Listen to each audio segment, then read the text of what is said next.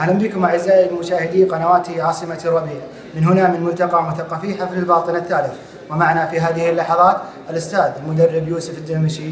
حياك الله أستاذ يوسف. الله يحييك ويبارك فيك. سعداء بتواجدك معنا في هذه المساء. لا شك أنا أسعد بإذن الله. انطباعك ورأيك فيما شاهدت من ملتقى مثقفي حفل الباطن الثالث. في البداية بسم الله والصلاة والسلام على رسول الله. ما بعد بصراحة هذه أنا ما أسميه ملتقى، أسميه مائدة ثقافية. هذه المائدة الثقافية يعني نعرف في حفل الباطن موجود مثقفين، لكن الآن ظهروا على هذا السطح، يعني بينوا للناس أنهم نحن موجودين. أنا صراحة اللي عجبني بهذه المائدة الثقافية أولا وجود روح المبادرة، يعني شباب من أنفسهم بدأوا وبادروا وبدأوا التنسيق واللقاءات والدعوات، فهذا أول شيء يحمل المبادرة، هذه المبادرة من صفات المبدعين. أيضا الأمر الآخر أنها شبابية 100%، يعني من قاموا عليها شبابية.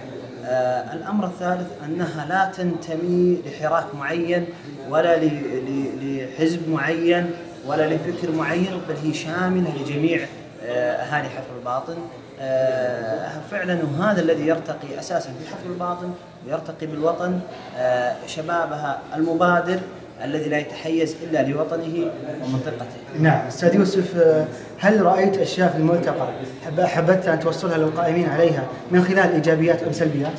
والله لا شك أن لا يخلو عمل من إيجابيات وسلبيات، لكن نحن الآن في نهاية هذا الملتقى لا يسعنا إلا أن نشكره في البداية. الأمر الآخر بدءا من دخولنا هذا المقر، أولا الحفاوة، استقبال، أيضا أنهم يحملون هم ثقافي، حرصهم على تنظيم اللقاءات، تنظيم حتى أنا سمعت من الإخوان إن طريقتهم في اللقاءات أنها تكون منوعة، يعني شفنا في المرة الأولى ثقافية، المرة الثانية إعلامية، المرة الثالثة الآن كاتب صحفي، فهذا مما يثلج الصدر وجود مثل هذا الجهد الشبابي. وهل من رسالة للمتابعين على قنوات عاصمة الربيع؟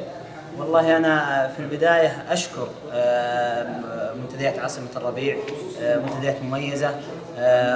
أوصل رسالة إلى المشاهدين الآن، أخوانكم هنا في الملتقى يحتاجون دعمكم لهم هو دعم لمحافظة حفل الباطن. شكرا أستاذ يوسف. الله يعطيكم العافية، بيض الله وجهكم، جزاكم الله خير.